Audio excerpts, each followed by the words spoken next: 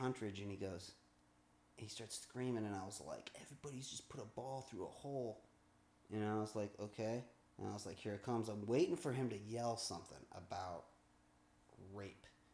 And then he goes, you're not supposed to fly a helicopter in inclement weather. That's what fucking made me laugh. Did he talk about Kobe again at Huntridge? No. I'm talking about the night that he went to Huntridge. When everybody's arguing about whether or not, where everyone's saying, all these people posted all this stuff on Facebook, which aggravated me about, before anybody even said anything, don't you dare tell a joke about Kobe. I was like, that's fucking, I mean, to me, if you don't have like a three-peat, I don't even know who you are.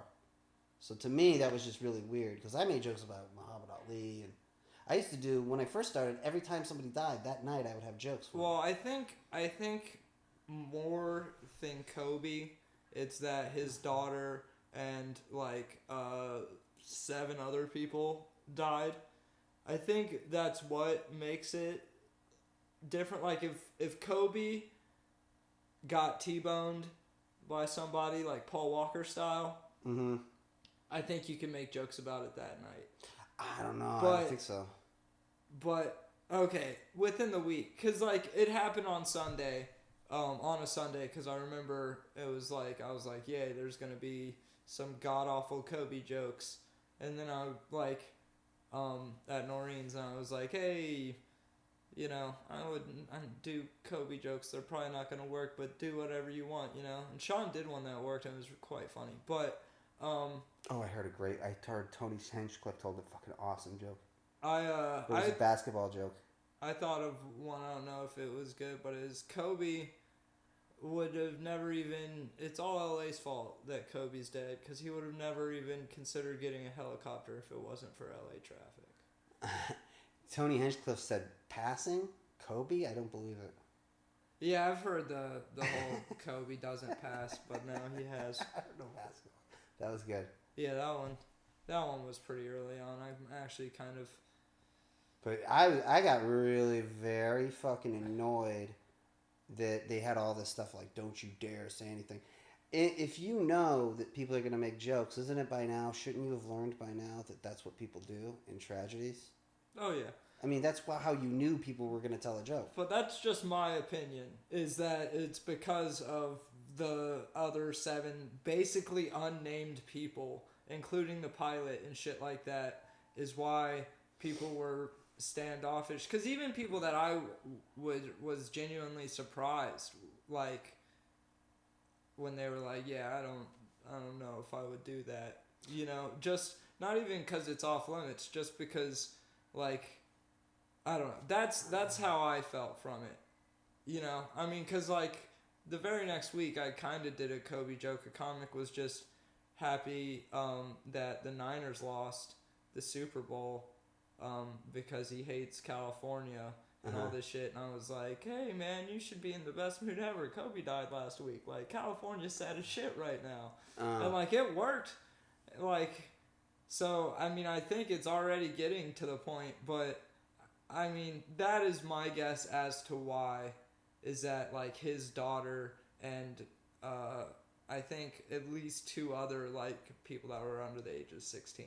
Yeah, but I mean, you could there's Snoop Dogg, a pile of fucking people will get up there and start lying about that fucking rape case.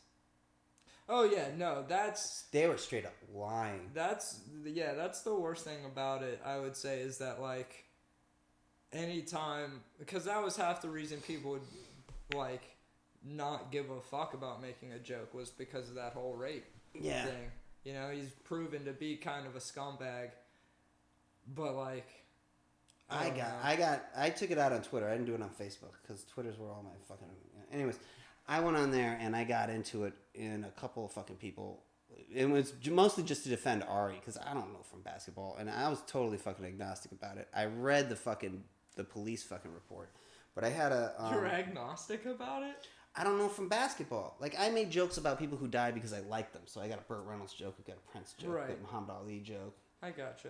And they all fucking did well. And I still keep them, except for the Muhammad Ali. But the Muhammad Ali was so hacky, dude. It was like, this is like when I first started. It was like, It was. I liked it though. It was just like I did a David Caruso impression with some shades, and I was like, looks like there was one opponent he couldn't beat. Death.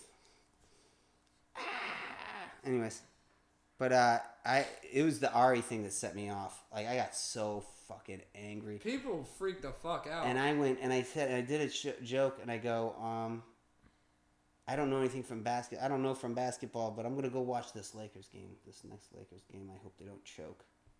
Because this guy was claiming that Kobe was innocent. So it wasn't really about his death. It was the rape accusation. See, because he's a choker. The weird thing about it is that, like, everybody is just kind of, like, tiptoeing around this whole rape case thing. Yeah. People got really mad. A lot of black people got really mad at Gayle King. Oh, yeah, Snoop Dogg. Because again, another West Coast rapper. Because she brought it up in an interview with somebody, and it's just like, you can be mad all you want, but I mean, ask the fucking questions. She's a fucking reporter, dude. Yeah, exactly. Snoop Dogg could eat a fucking dick. First of all, Snoop Dogg murdered somebody. Second of all, when he went after Tekashi 6ix9ine, Tekashi 6ix9ine is this era's Tupac. B, Snoop Dogg's a fucking snitch, dude. You snitched on the dude who fucking... when you claim self-defense, you're snitching on the guy who tried to kill you. You're a fucking snitch. All gangsters are fucking snitches because they're untrustworthy snakes. So that's my position on that. But I fucking shit on DJ Quick, though. Because he threatened Ari Shaffir.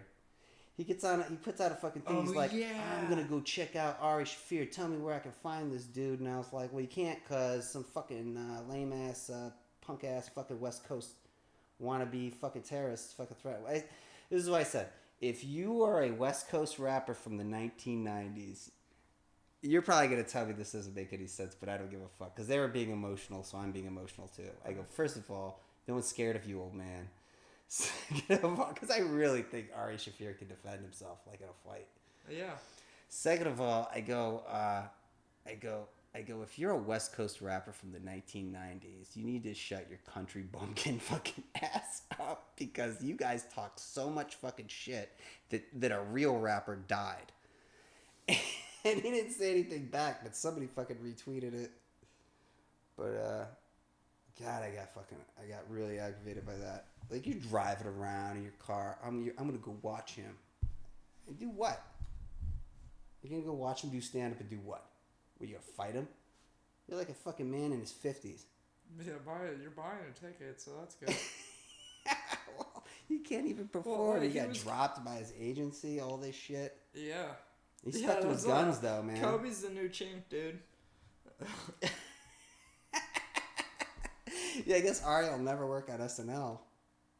Oh, God. Well, like, dude, that's just kind of Ari Shaffir's thing. Like, when Aretha Franklin died... Yeah. Literally, hours, if not less, after the whole, it started circulating that she was dead, he put up a status saying, Aretha Franklin did...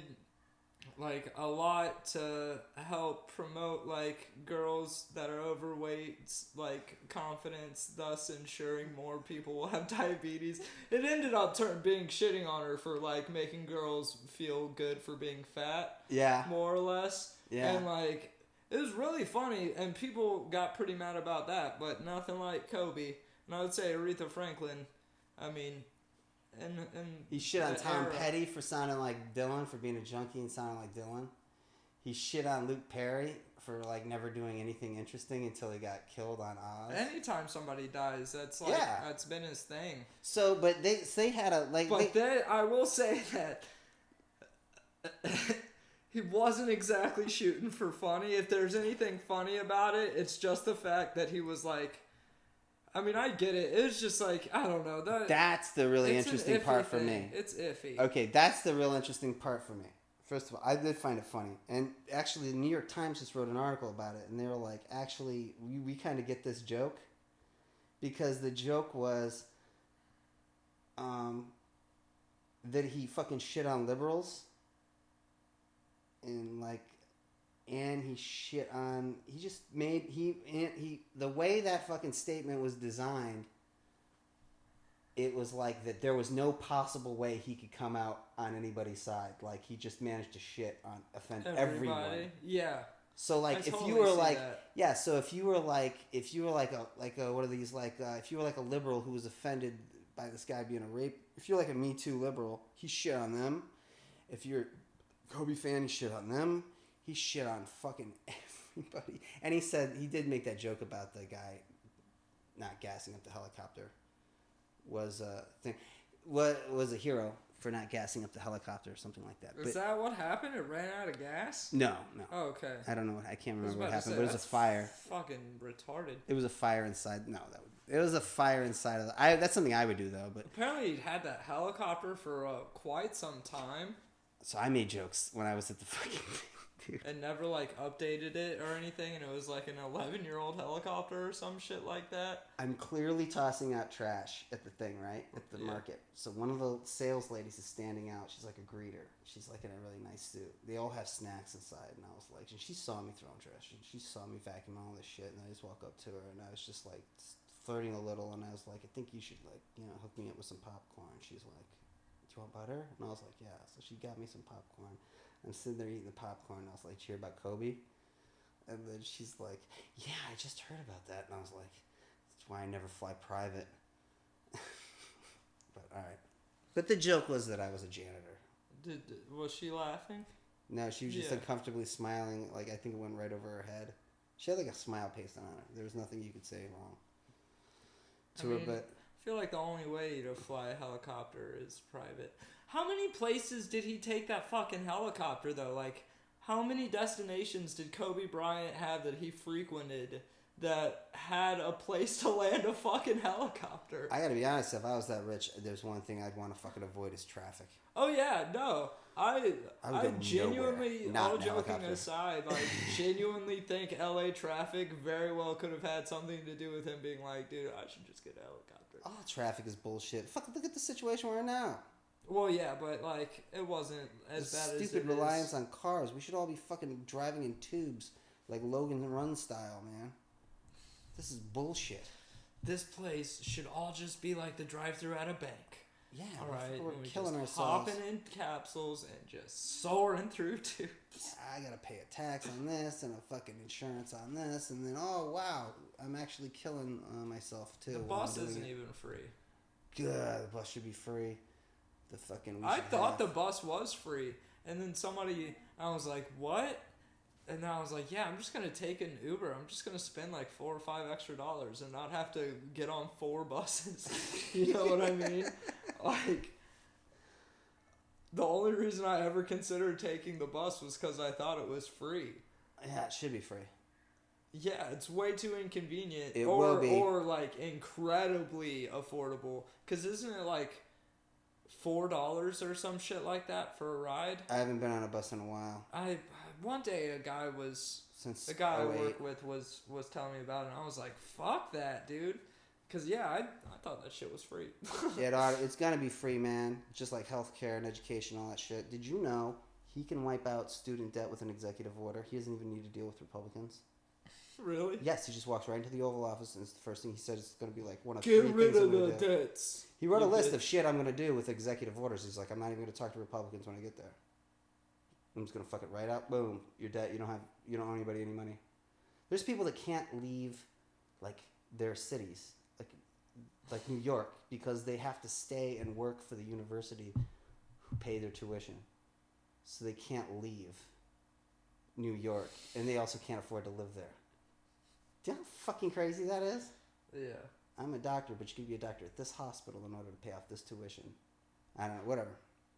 But but I just thought it was really funny that people I think it outed kind of like hacky people who probably didn't think about the statement, but they go, "Oh, there was just no misdirect. There was no stand-up. There's no fucking," as if there's like, that's when they pull out the fucking comedy rule book. Yeah, that's true. Dude, I did a bit last night, man, with Ian. I got Ian to play the Miami Vice theme song, and that's all I fucking did was describe the opening credits to Miami Vice, and then go doom doom doom doom doom doom doom.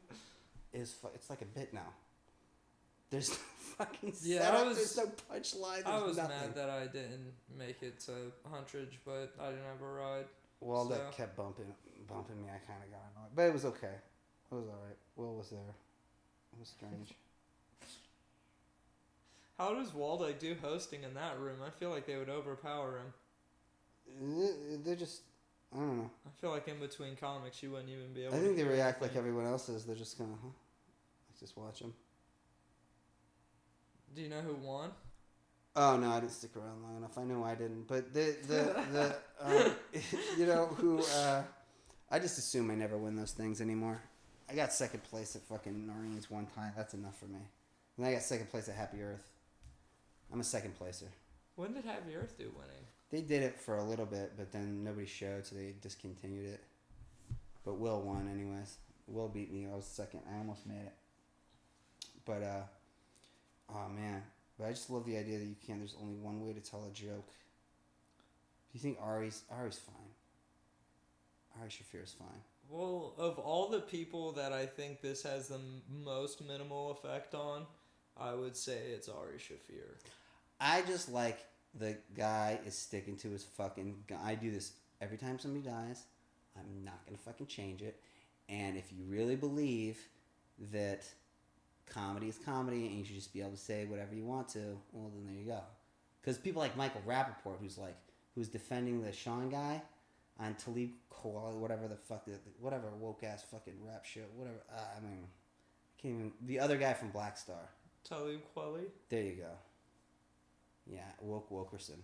I always felt like he kind of just like rode along with other rappers. You know what I mean? Like, I don't know if I've ever heard a single like solo Talib Kweli song. I feel like I've only ever heard him like on features. Or People always talk I haven't about even Common. listened that much Black Star. I listened to one album from Black Star. I liked it, but then I heard that Common song because I got into an argument with, of all people, a fucking cocaine fucking middleman dealer at a party over Biggie versus Common. All he did was ask me who my favorite rapper was. I told him, and then he flipped out. And then like he was just talking gibberish. Biggie? Yeah, and he flipped out, and he was like a Common guy. So I was like, went home and listened to Common, and I was like, there's a thing called overwriting. Like, where you're writing too much. Like, you're way overdoing it. Like, you're really, like, trying to be a lyricist. Like, it's like Bruce Springsteen does it sometimes. It's just really bad. Common has a song called The Food with Kanye West on it. That's really good. Yeah.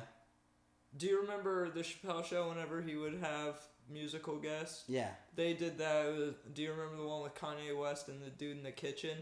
It was I kitchen don't. set. They might not have been famous enough for me to pay attention to. It was that song. But, like, yeah, it's a really good fucking song. I remember Mos Def in the car. But a lot of yeah, that one was really good.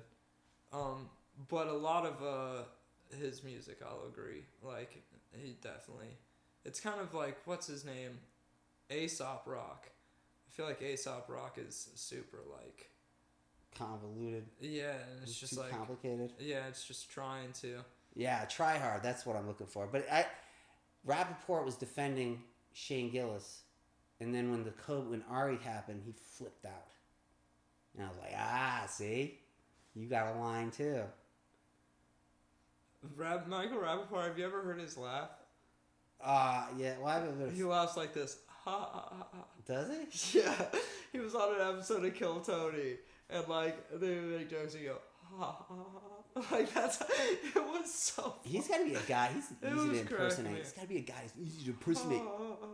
His I don't know if he still does it, but his podcast was pretty funny. He's a funny guy. He's a fucking great actor, too. The first time I listened to it, it was literally... My buddy was like, oh, dude, I started listening to this shit called I Am Rappaport. Listen to this. And we were listening to it. And he just went on like a 30-minute rant on why Tom Brady and the Patriots are all terrible people. and like, he's like, you're a disgrace to the game. And like all this shit. And then I just got this idea of just this mean... racist New Yorker guy, and then I listened to other episodes, and you're like, he's like married to a black woman. He directed the Tribe Called Quest movie. Yeah, and he's like very into like the advancement of African Americans. Yeah, he's a Spike Lee guy. And his co-host is a black dude named Paul Moody, I think. Yeah, he was a guy. Rhymes with Duty. He was he's in a couple of, he was in Bamboozled.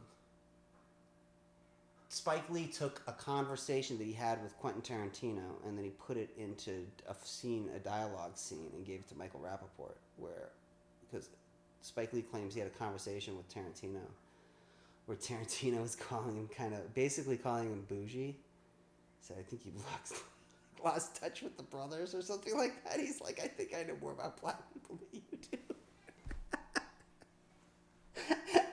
That's fucking true.